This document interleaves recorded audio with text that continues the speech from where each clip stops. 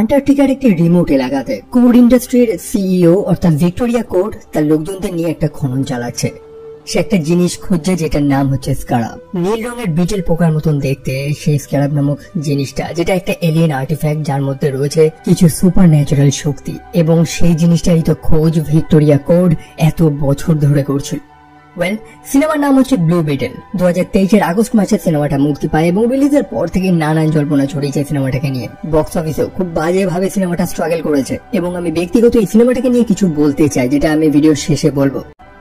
গল্পের শুরুতে সেই ইন্ট্রোতেই আমাদের সেই এলিয়েন আর্টিফ্যাক্ট বা যেটার নাম হচ্ছে স্ক্যারাব, সেটা সম্পর্কে একটা ছোট্ট ডেসক্রিপশন দিয়ে দেওয়া হয়। কিছু নিউজ পেপারের আর্টিকেল দেখতে পারি, যে নিউজ পেপারটার নাম হচ্ছে ডেইলি প্ল্যানেট, যেখানে আমাদের সুপারম্যান অর্থাৎ ক্লার্ক কাজ করতো, এবং এই সিনেমাটি ডিসির বর্তমান যে এক্সটেন্ডেড ইউনিভার্সটা রয়েছে সেটার অন্তর্গত। সিনেমাতে টু বি অনেস্ট সেই স্ক্যারাব নামক জিনিসটাকে তেমন ভাবে এক্সপ্লেন করা হয় না, তবে আমি আপনাদের খুবই শর্টে বুঝিয়ে দিই। সেটা হচ্ছে একটা এলিয়েন আর্টিফ্যাক্ট। ড্যান গ্যারেট নামক একজন আর্কিওলজিস্ট একটা পিরামিডের মধ্যে সেটা পেয়েছিল, একটা ফ্যারাওয়ের কাছে ছিল সেটা, এবং সেই স্ক্যারাব থেকে ড্যান গ্যারেট নামক মানুষটা কিছু শক্তি পায় এবং নিজে ব্লু বিটেলে পরিণত হয়। ড্যান গ্যারেটের পরে সেই স্ক্যারাবটা টেড কোড নামক আরেকজন মানুষের কাছে যায়, অর্থাৎ যে ছিল সেই কোড ইন্ডাস্ট্রির সিইও বা মালিক। সে আবার সেই এলিয়েন যন্ত্রটাকে ঠিক মতন ব্যবহার করতে পারেনি, যার কারণে সে সম্পূর্ণভাবে প্রযুক্তির উপর নির্ভর হয়ে পড়ে এবং সে হয়ে যায় সেকেন্ড ব্লু বিটেল। এবং তারপরে ব্লু বিটেলের গল্পটা তোমরা এই সিনেমাতেই দেখ।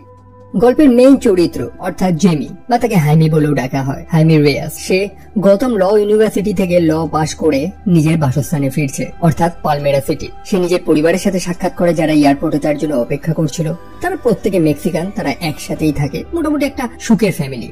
জেমি এতদিন পড়াশোনার কারণে শহরের বাইরে ছিল, বহুদিন নিজের পরিবার থেকে অনেক দূরে ছিল, তাই এসে নিজের পরিবারের ব্যাপারে অনেক কথা জানতে পারে, যে তার পিতার হার্ট অ্যাটাক হয়েছিল, সে অসুস্থ। তবে তার পিতা অর্থাৎ অ্যালবার্টো, সে খুবই হাসি খুশি মানুষ, সে খুবই পজিটিভলি দেখে।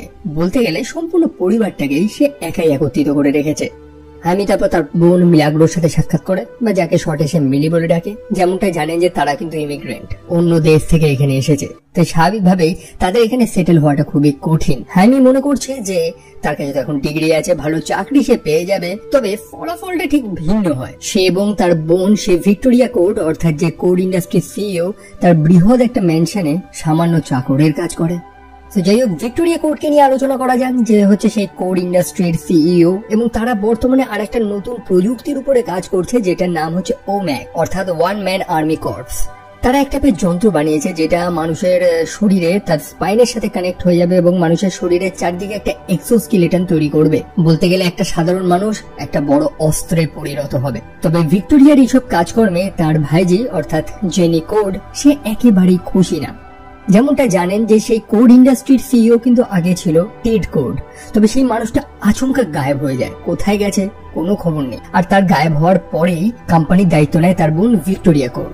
টেড কোড মানুষটা খুবই ভালো ছিল, তবে তার গায়েব হওয়ার পর থেকে ভিক্টোরিয়া অস্ত্র বানানোর উপরই বেশি ফোকাস করছে, যেটাতে জেনি একেবারেই খুশি না। জেনি ভিক্টোরিয়াকে বলছে যে তার পিতা অর্থাৎ টেড কোড সে কখনোই এগুলো চাইতো না, সে কখনোই চাইতো না যে তার কোম্পানি অস্ত্র বানাক। তবে ভিক্টোরিয়া তো তার কথা শোনে না, সে উল্টে বলতে থাকে যে তার পিতা এত বড় কোম্পানিকে ছেড়ে দিয়ে চলে গেছিল। তাই টেড কোড কি ভাবতো না ভাবতো সেটা জেনে এখন আর তার কোনো লাভ নেই। যেটা শুনতে পেয়ে জেনি আরো রেগে যায়। জেনি এবং ভিক্টোরিয়ার মধ্যে তর্ক লেগে যায়। ভিক্টোরিয়া রীতিমতো জেনিকে থ্রেট করছে, আর এই দৃশ্যগুলো দেখে আচমকা হেমি মাঝখানে এসে ইন্টারফেয়ার করে। মানে একটা পারিবারিক ঝামেলা হচ্ছে, মাঝখানে হেমি চলে আসে। আর এই দৃশ্য দেখে ভিক্টোরিয়া জেমি এবং তার বোনকে সেখান থেকে ফায়ার করে দেয়, অর্থাৎ কাজ থেকে ছাঁটায়। মিলি একেবারে খুশি না তার ভাইয়ের জন্য, যে তারা জাস্ট একটা কাজ পেয়েছিল, তার ভাইয়ের কারণে সেটাও গেল। তবে জেনি তাদের উপরে দয়া করে, কারণ জেমি লক্ষ্য করেছে যে ভিক্টোরিয়া যখন জেনিকে থ্রেট করছিল তখন হাইমি এসে সেটার প্রতিবাদ করে। সেই কারণে জেনি তাকে আগামীকাল সেই কোর্ট টাওয়ারে আসতে বলেছে, যেখানে তার একটা কাজের ব্যবস্থা সে করে দেবে। কথা মতন হাইমি আগামীকাল একেবারে ফিটফাট হয়ে একেবারে ভালো মতন সেজে চলে যায় সেই কোর্ট টাওয়ারে। কিন্তু তাকে যে ডেকেছে অর্থাৎ জেনি, সে তো এক অন্য কাজে ব্যস্ত।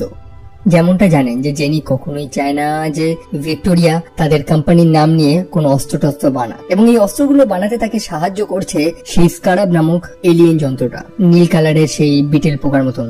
সেই কারণে জেনি করে কি, চুপচাপ সেই কোর্ট টাওয়ারের একখানা রিসার্চ ল্যাবের মধ্যে ঢোকে, যেখানে সেই স্ক্যারাব নামক যন্ত্রটাকে নিয়ে রিসার্চ করা হচ্ছিল। সে চুপচাপ সেই যন্ত্রটা চুরি করে, মানে সেটাকে একটা বার্গারের বাক্সের মধ্যে পুরে সেখান থেকে বেরিয়ে যায়। পরে সিকিউরিটিরা জানতে পেরে যায় যে সেই স্ক্যারাবটাকে পাওয়া যাচ্ছে না, চারিদিকে তল্লাশি শুরু হয়। অন্যদিকে হ্যামি যে সেখানে গিয়েছিল কাজের খোঁজে, সে দেখছে যে জেনি চুপচাপ সেখান থেকে বেরিয়ে যাচ্ছে। সে অবাক, কারণ জেনি তো তাকে ডেকেছিল একটা কাজ দেবে বলে, এখন জেনি আবার চুপচাপ এখান থেকে পালাচ্ছে কেন? তবে হ্যাঁ, জেনি তাকে একটা কাজ দিয়েছে। সে বার্গারের বাক্সটা চুপচাপ হাইমির হাতে ধরে এবং বলে যে তাকে নিরাপদে সেটাকে একটা স্থানে লুকিয়ে রাখতে, এবং এই বাক্সের মধ্যে কি আছে সে যাতে খুলে এক ফোঁটাও না দেখে। কথা মতন হ্যামি সেই বাক্সটা নিয়ে তার নিজের বাড়িতে চলে যায়। তবে তার বাড়ির লোকেরা তারা তো খুবই কিউরিয়াস যে একটা বার্গারের বাক্সতে কি বা থাকতে পারে।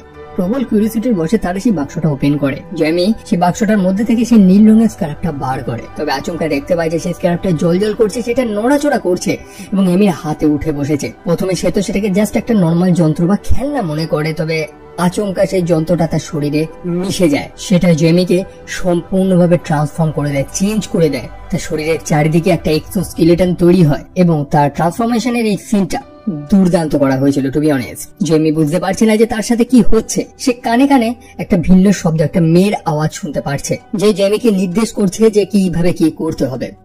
সে যে এখন স্যুটটা পরে রয়েছে সেটা সাহায্যে সে উড়তে পারে, তার গায়ে রয়েছে সুপার স্ট্রেংথ, সেটার ডিফেন্সিভ মেকানিজমও দুর্দান্ত। মানে জেমিকে কিছু করতেই হচ্ছে না, সেই যন্ত্রটা অটোমেটিক্যালি সব একাই করছে। সামনে কোনো বিপদ আসলে সেই যন্ত্রটা একাই সেটা দেখে নিচ্ছে। সো অনেক স্ট্রাগল করার পর ফাইনালি জেমি বা হাইমি সে নিজের বাড়িতে ফিরে আসে। পরে যখন তার হুঁশ আসে, সে লক্ষ্য করে যে তার পিঠের মধ্যে নীল মতনের সেই যন্ত্রটা লেগে রয়েছে। সেটা তার শরীরেরই একটা অংশ হয়ে গেছে, যেটা দেখতে পেয়ে সে রীতিমতো ভয় পেয়ে যায়। তার কাছে এখন একটাই উপায় যে সে জেনির কাছে যাবে, কারণ জেনি তো তাকে সেই যন্ত্রটা দিয়েছিল। তারপর জেমি তার আঙ্কেল রুডির গাড়িটা চুপচাপ নিয়ে সেখান থেকে বেরিয়ে যায়, তার আঙ্কেলের পারমিশন না নিয়ে, এবং সে কোর্ট টাওয়ারের কাছে এসে লক্ষ্য করে যে জেনিকে কিছু সিকিউরিটি তাড়া করেছে। জেনি রীতিমতো পালাচ্ছে। সে জেনিকে সেই গাড়িতে আশ্রয় নেয় এবং তার বাড়িতে ফিরে আসে। সেই সিকিউরিটি সেই গাড়িতে বেশ কয়েকটা গুলিও মেরেছে এবং সেই গাড়িটা ছিল জুডির পছন্দের গাড়ি, যেটা দেখতে পেয়ে স্বাভাবিকভাবেই সে তার মানসিক সন্তুলন হারিয়ে ফেলে। যাই হোক, জেমি এখন জেনিকে জিজ্ঞেস করছে যে সেই জিনিসটা আসলে কি। জেনি যেটুকুনি জানে সে সেটুকুনি এক্সপ্লেইন করে যে তার পিতা ছোটবেলায় সেই জিনিসটা পেয়েছিল এবং যে কেউ এই জিনিসটাকে অ্যাক্টিভেট করতে পারবে না, বরং সেই জিনিসটা সেই মানুষটাকে চুজ করবে। অর্থাৎ সেই নীল রঙের বিটেলের মতন দেখতে সেই স্ক্যারাবটা যে কোনো মানুষ চাইলে সেটা শক্তিটাকে ব্যবহার করতে পারবে না, বরং সেই স্ক্যারাবটা নিজে চুজ করবে যে সে কোন মানুষটার শরীরে যেতে চায়, এবং সে জেমিকে চুজ করেছে। যদিও সিনেমাতে অনেক কিছুই বলা হয়নি, তবুও আপনাদের বলে দিই ব্যাপারটা। সেই স্ক্যারাব নামক জিনিসটা সেটা নিজেও এক টাইপের সেন্টিয়েন্ট বিং, এক টাইপের সিম্বায়োট, যে নিজের হোস্টকে প্রোটেক্ট করার চেষ্টা করে। অর্থাৎ সে বর্তমানে জেমিকে নিজের হোস্ট বানিয়েছে, তাই সে কখনোই চাইবে না জেমির কোনো ক্ষতি হোক। সেটা এক টাইপের পরজীবী টাইপের। তবে এখন প্রশ্ন হচ্ছে যে সেই যন্ত্রটা এখানে আসলেই বা কি করে, মানে সেটা তো একটা এলিয়েন টেকনোলজি, পৃথিবীতে আসলো কি করে? ওয়েল, এইটাও সিনেমাতে এক্সপ্লেন করা হয়নি তেমন ভাবে। কমিক্সে এটার একটা আলাদা স্টোরি রয়েছে। এই যে যন্ত্রটা অর্থাৎ যে স্ক্যারাব, এটাকে বানিয়েছিল রিচ নামক আরেকটা এলিয়েন প্রজাতি। সেই রিচদের একটাই কাজ হচ্ছে বিভিন্ন গ্যালাক্সিতে গিয়ে এক একটা প্ল্যানেট দখল করা এবং সেই গ্রহের মানুষদের বা সেই গ্রহের প্রাণীদের নিজেদের দাস বানিয়ে ফেলা। তবে পৃথিবীর ক্ষেত্রে তাদের প্ল্যানটা ব্যর্থ হয়, কারণ তারা গার্ডিয়ান্স অফ দ্য ইউনিভার্সের কাছে হেরে যায়। গার্ডিয়ান অফ দ্য ইউনিভার্স কারা? ওই যাদেরকে মোটামুটি আমরা গ্রিন ল্যান্টার্ন নামে চিনি। সো সেই রিচরা এই যন্ত্রটাকে বানিয়েছিল, যেটার একমাত্র কাজ ছিল যে পৃথিবীর কোনো মানুষকে বশে করে বা তার মনটাকে কারাপ্ট করে সম্পূর্ণ পৃথিবীটাকে তারা দখল করবে। তবে সেই যন্ত্রটাকে তারা যেমন ভাবে প্রোগ্রাম করেছিল সেইভাবে কাজ হয় না। উল্টে সেই যন্ত্রটা তার হোস্টের সাথে একটা সিম্বায়োটিক রিলেশন তৈরি করে। খুব সহজ ভাষায় বলতে গেলে আমরা এটাকে ভেনমের সাথে তুলনা করতে পারি। যাই হোক, স্টোরি তো মোটামুটি অনেক বড়, বাট আমি আপনাদের শর্টে বুঝিয়ে দিলাম। আশা করি এবার বুঝেছেন যে এই ব্লু বেটেলের বেসিক হিস্ট্রিটা কি আছে। তো এই ঘটনা তো প্রায় কয়েক হাজার বছর আগে ঘটেছে, আর তবে থেকে মানুষেরা এই যন্ত্রটাকে ব্যবহার করে আসছে। অর্থাৎ সেই স্ক্যারাব এক এক শতাব্দীতে এক একটা মানুষকে চুজ করেছে। ড্যান গ্যারেট নামক একজন মানুষ, যে একজন আর্কিওলজিস্ট, সে ইজিপ্টে একটা পিরামিডের মধ্যে এটা পেয়েছিল একটা ফেরাওর শরীরে। সম্ভবত সেই স্ক্যারাবটা একটা ফেরাওকে চুজ করেছিল। পরে সে ড্যান গ্যারেটকে চুজ করে। পরে সেখান থেকে টেড কোর্ডের কাছে সেই যন্ত্রটা যায় এবং টেড কোর্ডের থেকে এখন আমাদের জেমির কাছে এই যন্ত্রটা চলে আসে। তো সবই তো বুঝলাম, তবে এখন প্রশ্ন হচ্ছে যে অ্যামির পিঠ থেকে সেই যন্ত্রটাকে বার করবে কি করে তারা? ওয়েল, জেনির পিতার কাছে অর্থাৎ টেড কোর্ডের কাছে সম্ভবত এগুলোর উত্তর ছিল। তবে তার জন্য তাদের সেই স্থানে যেতে হবে এবং সেই স্থানে যাওয়ার জন্য যে চাবি প্রয়োজন, সেই চাবিটা আবার কোর্ট বিল্ডিং এ রয়েছে, যেখানে চারিদিকে সিকিউরিটি। তবে জেমির আঙ্কেল রুডি সে তাদের এবার সাহায্য করবে বলে প্ল্যান করে। অন্যদিকে ভিক্টোরিয়া কোড সেও জানতে পেরে যায় যে তাদের সেই স্ক্যারাব নামক যন্ত্রটা চুরি হয়ে গেছে। তার সাথে আমরা আরেকটা মানুষকে দেখতে পাই যার নাম হচ্ছে ইগনাসিও সারাপ্যাক্স। মোটামুটি রোবোটিক শরীর তার, আসলে ভিক্টোরিয়া তার উপরে সেই ওম্যাক প্রযুক্তিটা ব্যবহার করছে, অর্থাৎ ওয়ান ম্যান আর্মি কর্পস, এবং তার উপরেই দায়িত্ব পড়েছে যেভাবেই হোক সেই স্ক্যারাব নামক যন্ত্রটাকে খুঁজে আনতে হবে। অন্যদিকে আঙ্কেল রুডি তার বানানো এক নতুন যন্ত্রের মাধ্যমে সিকিউরিটিদের সব সিগন্যাল গুলো জ্যাম করে দেয়, আর সেই সুযোগে জেমি এবং জেনি তারা দুজন মিলে সেই কোড বিল্ডিং এ প্রবেশ করে। তারা লুকিয়ে লুকিয়ে সেই চাবিটাও চুরি করে। চাবি বলতে সেটা একটা ঘড়ির মতো। তবে সময় মতো সারাপ্যাক্স সেখানে চলে আসে জেমিকে আটকানোর জন্য। সারাপ্যাক্স যখন তাদের উপর হামলা করে তখন অটোমেটিক্যালি জেমির শরীরে সেই ব্লু বিটেল স্ক্যারাবটা অটোমেটিক্যালি অ্যাক্টিভেট হয়ে যায়। যেমনটা বললাম, সে সব রকমের চেষ্টা করবে তার হোস্ট অর্থাৎ যে শরীরটাকে সে ব্যবহার করছে সেটা যাতে কোনো ক্ষতি না হোক। জেমি তৎক্ষণাৎ সেই ব্লু বিটেলে ট্রান্সফর্ম হয় এবং সারাপ্যাক্সের সাথে লড়াই করা শুরু করে। তবে সারাপ্যাক্স সে কোনো সাধারণ মানুষ না, যেমনটা বললাম সে ব্যবহার করছে সেই ওম্যাক প্রোটোটাইপ, আর সেখানে শুরু হয় তাদের মধ্যে সেই ফাইট। এবং একটা সময় এসে জেমির কাছে সুযোগও আসে সারাপ্যাক্সকে হত্যা করার, তবে জেমি তাকে হত্যা করতে চায় না। আর এটা নিয়েই সেই স্ক্যারাব এবং জেমির মধ্যে কথা কাটাকাটি হয়। যেমনটা বললাম, সেই স্ক্যারাবেরও কিন্তু নিজস্ব চিন্তা করার ক্ষমতা রয়েছে, ইভেন তার একটা আলাদা নামও রয়েছে, সেটা হচ্ছে খাজিদা। যাই হোক, তারপর জেনি তাদেরকে নিয়ে যায় তাদের সেই পুরনো বাড়িতে। অনেক বছর আগেই তারা সেই বাড়িটা ত্যাগ করেছে। বাড়িটা এখন পরিত্যক্ত এবং সেই স্থানেই জেনির পিতা অর্থাৎ টেড কোডের অনেক কস্টিউম রাখা ছিল। আঙ্কেল রুডি সেটা দেখে একেবারেই অবাক যে তাদের শহরের যে সুপার হিরো ছিল যাকে তারা ব্লু বিটেল নামে চিনত সেটা জেনির পিতা টেড কোড। চারিদিকে নানান গ্যাজেট দেখে জেমি তো ব্লু বিটেলকে ব্যাটম্যানের সাথে তুলনা করা শুরু করে, আই মিন টেড কোডকে। তবে আঙ্কেল রুডি আবার সেটা শুনে খেপে যায়, বলে না, ব্যাটম্যান একটা ফ্যাসিস্ট। মানে এটা নিয়ে অনেকেরই ইস্যু আছে। তবে যেমনটা আমি বলেছিলাম, টেড কোড কিন্তু ব্লু বিটেল ছিল, কিন্তু সে কোনোদিনই সেই স্ক্যারাবের শক্তিটাকে আনলক করতে পারেনি, বরং সে তার নিজের হাতে বানানো গ্যাজেটের দৌলতেই ব্লু বিটেলের পরিচয়টা ধরে রেখেছিল। তার মধ্যে কিন্তু কোনো সুপার ন্যাচারাল পাওয়ার ছিল না, অর্থাৎ সেই স্ক্যারাবটা টেড কোডকে চুজ করেনি। তবে বর্তমানে সে জেমিকে চুজ করেছে। জেমি লক্ষ্য করে যে তার ক্ষত স্থানগুলো অটোমেটিকলি হিল হয়ে যাচ্ছে। তবে দুঃখের ব্যাপার হচ্ছে জেমি তার শরীর থেকে সেই স্ক্যারাবটাকে বার করতে পারবে না। সেই স্ক্যারাবটা তার শরীরেরই একটা অংশ হয়ে গেছে, তার শরীরের প্রত্যেকটা কোষের সাথে সে ইন্টারঅ্যাক্ট করছে। সেই স্ক্যারাব থেকে সে তখনই মুক্তি পাবে যখন সে মারা যাবে, তাছাড়া সে আলাদা হতে পারবে না। তাকে সেটা নিয়েই বাঁচতে হবে, আর যেটা জানতে পেরে জেমি একেবারেই খুশি না। অন্যদিকে ভিক্টোরিয়া কোড তার সম্পূর্ণ লোকজনদের নিয়ে জেমির বাড়িতে চলে যায়। তাদেরকে বাঁচানোর জন্য জেমি সেখানে গিয়ে পৌঁছায়। সে ব্লু বিটেলে ট্রান্সফর্ম হয় এবং সেই সিকিউরিটিদের সাথে লড়াই করা শুরু করে। তবে সেখানে সেই ঝামেলার দরুন তাদের সেই বাড়িটা আগুনে জ্বলে যায়। অন্যদিকে জেমির পিতা অর্থাৎ আলবার্টো, যার হৃদরোগের সমস্যা ছিল, আর সেই মুহূর্তেই তার হার্ট অ্যাটাক হয়। জেমি সেখানে অনেক লড়াই করলেও তার পিতার জন্য সে কিছুই করতে পারে না। অবশেষে সারাপ্যাক্স তাকে ধরে নিয়ে সেখান থেকে চলে যায় এবং জেমির পিতা অর্থাৎ আলবার্টো তার সময় মতো চিকিৎসা না হওয়ার কারণে সে মারা যায়। জেমিকে তো এখন ধরে নিয়ে গেছে, তাকে বাঁচাবে কে? তবে যেমনটা প্রথমেই বলেছিলাম যে এই গল্পে ফ্যামিলিতে খুব ভালো ফোকাস করা হয়েছে। জেমির পিতা অলওয়েজ এই পরিবারটাকে একত্রিত করে রেখেছে এবং এই পরিবারই ডিসাইড করে যে যেভাবেই হোক তারা জেমিকে বাঁচাবে, এবং এক্ষেত্রে জেনি তাদেরকে সাহায্য করবে। জেনি জানে যে ভিক্টোরিয়া হ্যামিকে কোথায় নিয়ে রেখেছে। জেনি তারপর তার পিতার সেই পুরনো বাকশিপটা ব্যবহার করে। জেমির পরিবার সেই বাকশিপে করে যাচ্ছে জেমিকে বাঁচানোর জন্য। একই সাথে টেড কোডের বানানো সেই পুরনো অস্ত্রগুলো তারা হাতে নিয়ে নিয়েছে, অর্থাৎ জেমিকে বাঁচানোর জন্য তার পরিবার, বিশেষ করে তার সে বৃদ্ধ নানা, সে একেবারে প্রস্তুত। অন্যদিকে ভিক্টোরিয়া প্ল্যান করেছে সে স্ক্যারাবের মধ্যে থাকা কোডগুলো তার সেই ওম্যাকের মধ্যে ট্রান্সফার করবে। অ্যাকচুয়ালি সেই স্ক্যারাবটাকে তো তারা অ্যাক্টিভেট কোনোদিনই করতে পারেনি, তবে জেমির শরীরে গিয়ে সেটা অ্যাক্টিভেট হয়েছে। এখন তার কোডগুলো তারা যদি ওম্যাকে ট্রান্সফার করে তাহলে সেম পাওয়ারটা ওম্যাকের মধ্যে চলে আসবে এবং তারা সেটাই করে। তারা ওম্যাকের মধ্যে সেই কোডটা ট্রান্সফার করে এবং সারাপ্যাক্স যে সে ওম্যাক প্রোটোটাইপটা ব্যবহার করছিল সে এক ভয়ানক রূপ নেয়। মানে সেই স্ক্যারাবের কোডগুলো পেয়ে সে আরো অনেক গুণ পাওয়ারফুল হয়ে গেছে। সেখানে একটা ভালো ছেলে ছিল যে প্রথম থেকে ভিক্টোরিয়াকে আটকানোর চেষ্টা করছিল, ইভেন সে জেমিকে সেখান থেকে পালাতেও সাহায্য করে। অ্যাকচুয়ালি জেমির শরীরে থাকে সেই স্ক্যারাবটা, সেটা সদ্য রিবুট হয়েছে, সেটা নতুন করে স্টার্ট হতে একটু সময় লাগবে, ততক্ষণ তার শরীরে কোনো পাওয়ার নেই। এবং সেই মানুষটা তো জেমিকে সাহায্য করে, তবে সারাপ্যাক্স তাকে হত্যা করে ফেলে।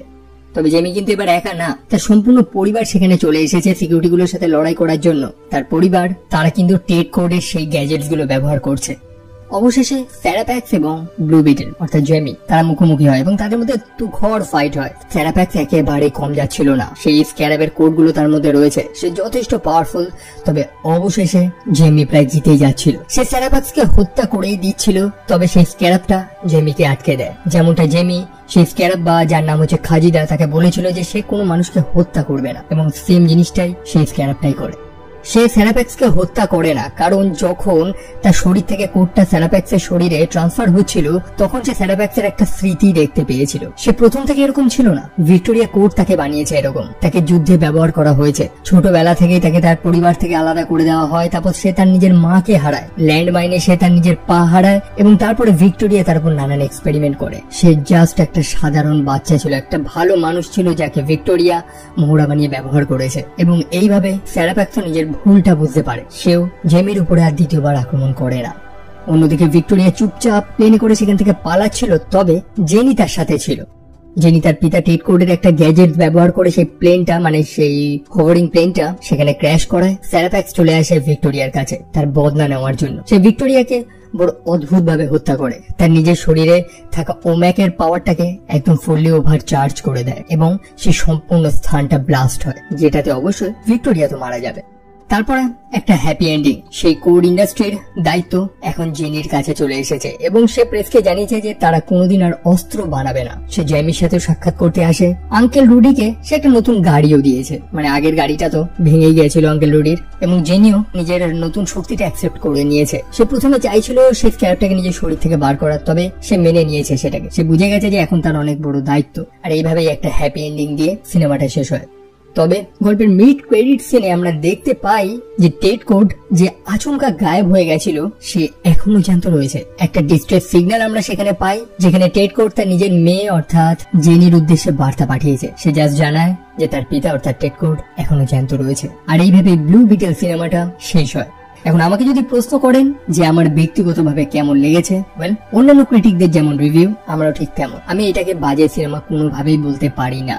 সিনেমাটা এনজয়েবল ছিল, মোটামুটি একটা ফ্রেশ সুপার হিরো সিনেমা হিসাবে আমার ভালো লেগেছে এটাকে। তবে এত কিছু ঠিক থাকা সত্ত্বেও বক্স অফিসে কিভাবে এটা মুখ থুবড়ে পড়লো, মানে রীতিমতো এই সিনেমাটা স্ট্রাগল করেছে, যার পিছনে নানান কারণ রয়েছে। প্রথমত হচ্ছে তার রিলিজের টাইম। সিনেমাটার সময়টা এতটাই খারাপ ছিল যে সময় মানুষের বারবি, ওপেনহাইমার এইসব নিয়ে ব্যস্ত রয়েছে। দ্বিতীয়ত প্রমোশনের অভাব, বহু মানুষ তো জানতো না যে এরকম একটা সিনেমা রিলিজ করছে। তৃতীয়ত কোনো বড় স্টার নেই সিনেমাতে। বহু মানুষ আছে তার নিজের পছন্দের ক্যারেক্টারকে বা নিজের পছন্দের স্টারকে দেখার জন্য থিয়েটারে যায়, তবে এই সিনেমাতে তেমন কিছুই ছিল না। এবং আরেকটা কারণও হচ্ছে ডিসির সেই ভাঙাচোরা এক্সটেন্ডেড ইউনিভার্স, মানে একটা সিনেমাটিক ইউনিভার্স কতবার ভাঙবে কতবার গড়বে তারা, এটাতে ফ্যান্সরা কনফিউজ হয়ে গেছে। সত্যি কথা বলতে সিনেমাটা বর্তমান ট্রেন্ডের সাথে পা মেলাতে পারেনি, আর যার কারণেই মোটামুটি একটা ভালো সিনেমা বক্স অফিসে মুখ থুবড়ে পড়ে।